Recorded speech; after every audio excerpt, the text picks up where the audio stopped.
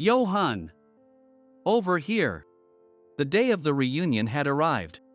After checking in at the entrance and walking into the room, the first person to notice me was Keith, my old teammate from the tennis club. Who called out to me? As I waved and walked towards Keith, a group of our old tennis teammates, who had already arrived, were gathered in a circle. Hey, Yohan! Long time no see, my old tennis buddies greeted me one after another. And we felt the excitement as we took turns putting our arms around each other's shoulders, laughing together. At the milestone age of 30, it was great to see my high school classmates again. As I looked around, I noticed a crowd of my classmates a little further ahead. I'll catch up with the tennis buddies first, then I'll join the classmates, I thought to myself. At that moment, it happened. Oh my, Yohan, you're here too. A woman walked briskly into my line of sight and said that. It was Naomi, my ex-girlfriend, with her perfectly set hair and fancy makeup. Naomi and I had a bad breakup, which was a dark chapter in my life. I almost blurted out, ugh. But managed to hold it back just in time. Sensing the awkward atmosphere, Keith tried to smooth things over. Well, Naomi. You look more beautiful than ever. Keith said, probably just to be polite. However, Naomi took it as a compliment and started bragging. Thanks, Keith. Actually, I'm getting married. My fiancé is super rich. It's a classic Cinderella story. Naomi bragged with a mean smile on her face. Keith quickly replied, well, congratulations. Since Keith had spoken, I thought I didn't need to say anything, so I stayed silent. Then Naomi turned to me and said, Yohan, say something too. Feeling annoyed, I reluctantly said, congratulations. Is he the guy with the penthouse you mentioned 5 years ago? I remembered when she had told me her boyfriend lived in a penthouse. Naomi proudly replied, I broke up with him right away. My current fiancé is even wealthier. I see. Since I had no jealousy or interest in Naomi's marriage, I could only respond that way. Naomi, apparently dissatisfied with my reaction, said, Ha, are you jealous that your ex is marrying rich? You still look poor in those plain clothes. I bet you're still living in that run-down apartment. It's pathetic for a 30-year-old. Meanwhile, I'll be living in a mansion on the Upper East Side. Right after Naomi finished boasting, she looked out towards the entrance through the large glass window. A luxury car just pulled up. Did my fiancé buy a new car without telling me? She wondered, staring intently at the car. Keith and I also looked out the window, and we saw a woman stepping out of the car and walking towards the entrance. Heading into the reunion room where we were. She's gorgeous. Who is she? Keith muttered. The woman looked around the room as if searching for someone. As I started to feel nervous, she noticed me and approached. Mr. Baxter, I'm here to pick you up. The beautiful woman said to me. She was Yvonne, a famous fashion model. The classmates in the room buzzed with excitement. I began to explain. Yohan, you got a letter. It's an invitation to your high school reunion. My mom said when she called after a long time. My name is Yohan. I'm 30 years old, single, and moved out of my parents' house a few years ago to live alone. Thanks for letting me know. I said to my mom, noting down the details about the date, location, and how to contact the organizer. The reunion was set for a weekend in 3 months. The location was an event space in a hotel near my high school. The organizer was Keith, who was the captain of our tennis club, so I could get in touch with someone from the tennis club to connect personally. I remember the time from over a decade ago, when I was around 17 years old. High school is often imagined as a time of sparkling youth, but in reality, it wasn't exactly like that, I thought again. The boys' tennis club, as the name suggests, was filled with nothing but sweaty memories of high school boys who had grown into their bodies. I think there was also a girls' tennis team, but we never practiced together, and I have no memory of any interaction. But, well, those 3 years were a mix of fun and unpleasant moments, just like for everyone else. Although we didn't achieve any remarkable results in the tennis tournaments, stopping by the convenience store on the way back from club activities, buying food and drinks with our limited allowances, and hanging out with friends on days off were good memories. It's not like there were no girls at all. I did date a girl who confessed to me when I was a senior student. But, honestly, I still don't know if that was a real romance, and since it left a bad taste, it's hard to call it a sweet memory. And I started thinking about Naomi. Naomi, a student from the class next door. We had never spoken until the summer of our senior year. But she started talking to me on the way back from the supplemental classes we both began attending during the summer break. You're Yohan from class 3, right? I'm Naomi from class 2. Did you start coming to this class from the summer? I remember being surprised by the sudden conversation and responding awkwardly, oh, yeah. Can I walk home with you? She said, and started walking next to me, chatting as we walked the 10 minutes to the station. I didn't know what to talk about, but she kept the conversation going, and before I knew it, we were talking about various things. My parents are pushing me to go to Women's College, so I'm planning to take the entrance exam there. What about you, Yohan? When she asked that, I replied, well, I'm aiming for K College, naming the prestigious college I was aspiring to at the time. Wow, that's amazing. You're so smart. You're always serious in the supplemental classes and you answer the questions correctly when the teacher calls on you. I really respect that. She said, complimenting me. It didn't feel bad to be praised by a girl, but looking back now, I realize I was just an inexperienced and naive high school boy. Encouraged by Naomi's proactive approach, she confessed to me at the end of summer, and we started dating. Since it was the summer of our senior year, and we were aiming for college entrance exams, I hesitated to start a relationship at that time. I wanted to focus on studying, so I told her that I wouldn't have time for dates. But she said, I won't interfere with your exam preparation. Let's date as a good study break for both of us. Please, she insisted. I didn't mind talking with Naomi, and half pushed into it, we started dating. At first, our relationship was easy, like talking on the phone briefly during breaks from studying or walking home together from the supplemental classes as usual. Hey, Yohan. What are you doing now? A couple of months into our relationship, Naomi started calling me more frequently. When I was studying at home before bed, she would suddenly call me. As the exams approached and I was getting frustrated with not seeing my results improve, her calls began to interfere with my studies. I told her clearly, Naomi, we agreed not to interfere with each other's exam preparations. I've told you many times that this time at night is for studying. I can't talk now. But Naomi responded, but we're dating. It's normal to talk on the phone at night. While I prioritized studying and saw our relationship as something to fit into that schedule, Naomi seemed to think differently. It was different from what we initially agreed upon, and I was troubled. When I tried to discuss it with her, she got angry, and we ended up arguing. Do you not love me? She would say, crying on the phone, making it impossible for me to hang up, and my study time kept getting taken away. Not only was my study time reduced, but my sleep was also being compromised. With the entrance exams approaching, I was panicking. I'm sorry. Let's break up. I told her 4 months into our relationship. Of course, my reason was to focus on my exams. But she was adamant about not breaking up. I was at a loss. Was I in the wrong? I questioned myself. I thought I had been sincere with her. But I couldn't accept a life where I couldn't go to college because I prioritized our relationship over studying.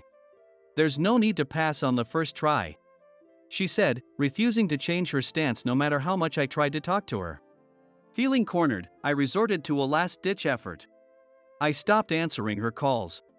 At first, I would let the phone ring and wait for the ringtone to stop, but eventually, I couldn't handle the stress and started turning off my phone. The next day, at school or supplemental classes, Naomi would confront me, saying, "It's terrible that you don't answer my calls."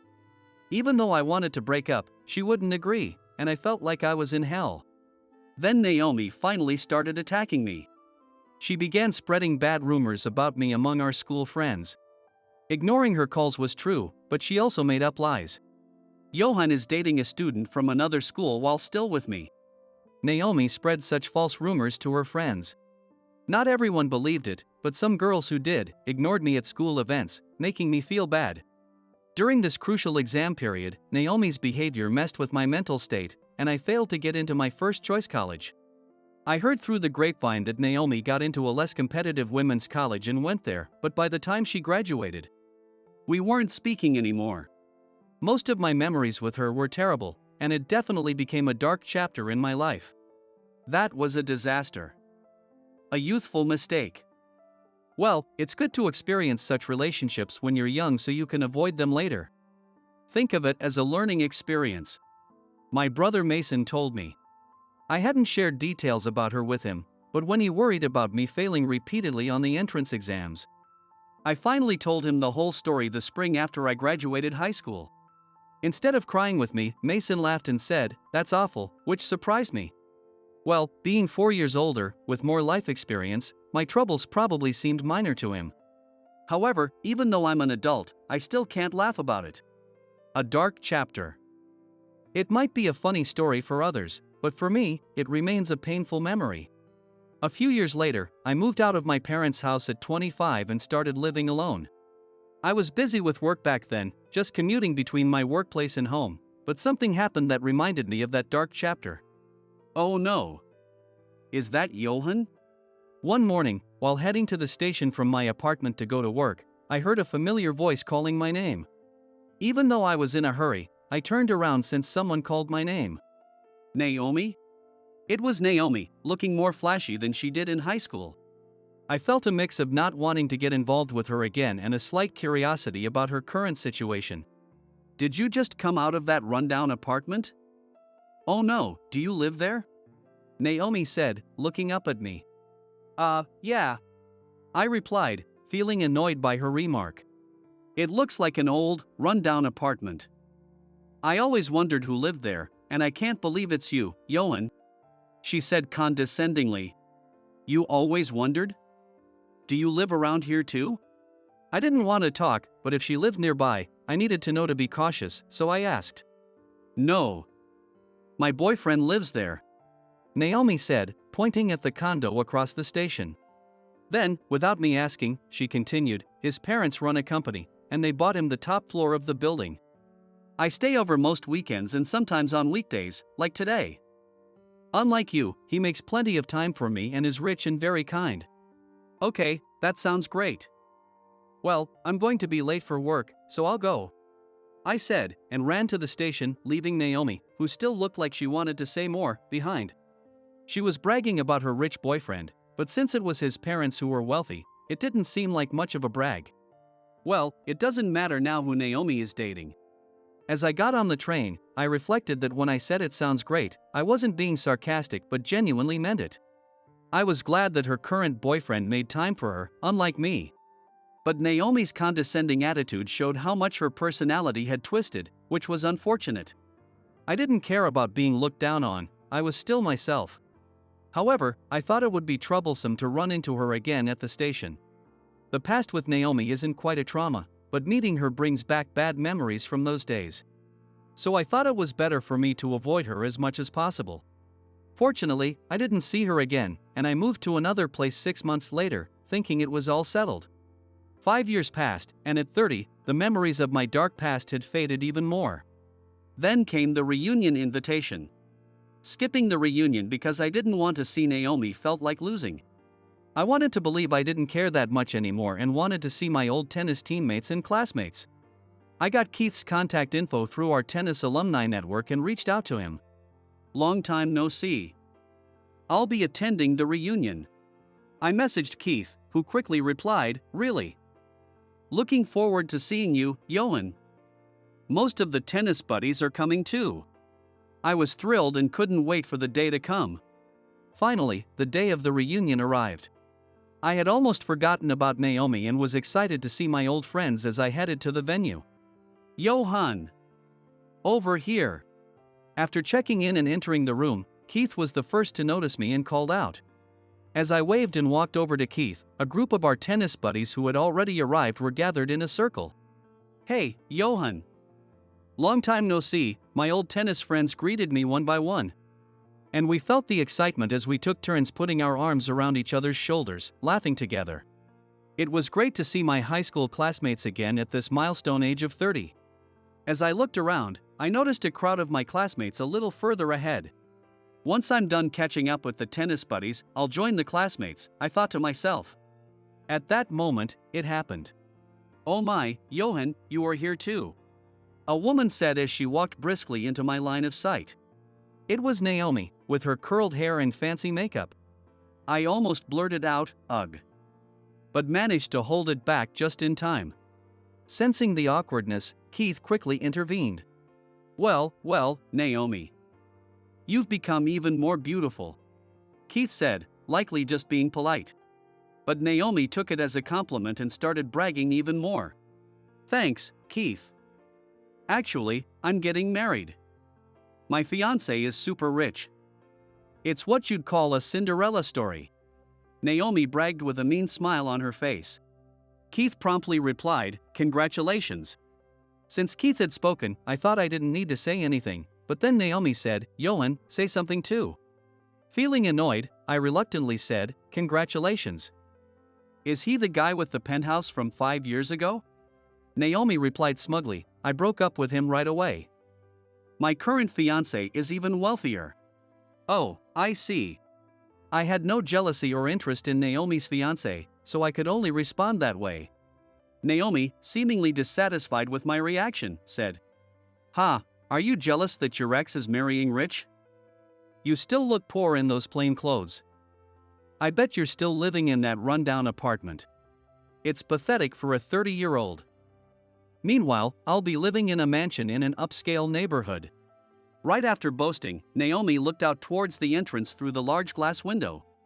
A luxury car just pulled up. Did my fiancé buy a new car without telling me? She wondered, staring intently at the car. Keith and I also looked out the window, and we saw a woman stepping out of the car and walking towards the entrance, heading into the reunion room where we were. She's gorgeous. Who is she? Keith muttered. The woman looked around the room as if searching for someone. As I started to feel nervous, she noticed me and approached. Mr. Baxter, I'm here to pick you up, the beautiful woman said to me. It was Yvonne. Yvonne. The reunion is just starting. Did I give you the wrong time? I said to her. Yvonne replied, what? Did I mess up? And hurriedly checked her planner. You're right. I wrote 4 p.m., but I came early by mistake, she said. I apologized to the panicked Yvonne. I'm sorry, I should have double-checked as well. Sorry for the trouble. Seeing this interaction, Naomi turned pale and muttered, no way. She then said to me, isn't that the famous fashion model Yvonne? Why is she here? And what does she mean by Mr. Baxter? Keith exclaimed, oh wow. I thought she looked familiar, she's Yvonne the fashion model. She's gorgeous. Keith said. Our classmates started to buzz and gathered around, curious and excited. I whispered to Yvonne, Yvonne, could you please leave for now? I'm really sorry. Yvonne nodded yes and said quietly, okay. See you later, and left the venue. As soon as Yvonne left, a crowd of classmates surrounded me. It looked like Yvonne was safely escorted to her car by her assistant. Hey, Yohan. Explain. Who is Mr. Baxter? And what's your relationship with Yvonne? Naomi demanded, leaning forward. For the sake of Keith and the curious classmates, I decided to explain. Who's Mr. Baxter? Well, that's me, I said, handing out my business card. The CEO of Flower Tears Inc. Isn't that the famous apparel company? Yohan, you're the CEO. No way. I didn't care if Naomi believed it or not and continued explaining. Yvonne is the image model for our brand, I said. Keith asked, I get that, but why did a model come to pick you up? Naomi chimed in, yeah, why? Actually, Yvonne and I got married last month. I wasn't hiding it, I said. And today, we planned to go on a date after the reunion, so our driver was supposed to pick me up with Yvonne at the end. Yvonne just played along as my assistant for fun. The driver and Yvonne's manager were also in the car, I added. My classmates were buzzing, but Naomi was especially loud, shouting, no way. Yohan marrying Yvonne. That's impossible. I was exasperated by Naomi's disbelief. 5 years ago, you were living in that rundown apartment. It's weird. Naomi continued. Back then, the company was just getting started, so I was saving money. I only went home to sleep. So I chose a cheap apartment close to the station. Now, I bought a condo and live there with Yvonne. The company is doing well, I explained. Keith said, more than well, your company is hugely successful. You never appeared in the media, so no one knew it was you. I remember you studying business strategies after failing the college entrance exam, impressive. Yeah, I retook the exam and got into the top college in the country, T College, but I started my business while still in college. So I didn't attend much. I managed to graduate, though. I replied to Keith. Naomi, trying to regain control, said, so what? You must have gone to a low-ranked college. My boyfriend graduated from the prestigious S College. Keith immediately responded. Didn't you know? Yohan went to T College, the toughest to get into. Naomi kept repeating, no way. No way. I couldn't understand why Naomi was so desperate to belittle me. If it satisfied her to think she was superior, that was fine, but facts are facts. Just then, another luxury car arrived at the entrance. This time, it wasn't my car, so I had no idea who it was. Seeing the car, Naomi exclaimed, that's my darling Cody's car. He's here to pick me up. She added, the reunion is still going, but it's boring here, so I'm leaving. Naomi started to head out of the room. The man who got out of the luxury car walked towards Naomi. Naomi. You told me to come here after 3 p.m., but it seems the reunion is still going on. Why did you call me here? Cody asked her. Because I wanted to introduce you to my classmates since we're getting married. Naomi replied confidently. Then Cody said, when did I say we're getting married? We met on a matchmaking site and discussed looking for serious relationships. But during our last date, I told you I needed to think about it. But we had 3 dates, and they were fun. I thought you accepted me as your future wife. Naomi argued. You really tend to get the wrong idea. That's exactly the problem. You only asked about my income, savings, and house. I answered patiently. But it made me uncomfortable. I won't see you again. I'm officially ending our relationship here, Cody said clearly. He said that in a strong tone, then turned around, got into his car, and drove away. Naomi was left standing there in shock. I was dumbfounded. Despite all her boasting about landing a wealthy partner, they weren't even dating. Naomi sat down on the spot, looking devastated. When Yvonne arrived at the venue, the classmates who had gathered out of curiosity had already dispersed, chatting with those they wanted to talk to. However, one classmate had been watching our interaction the entire time. Naomi, would you like to have a coffee with me sometime? Even today would be fine.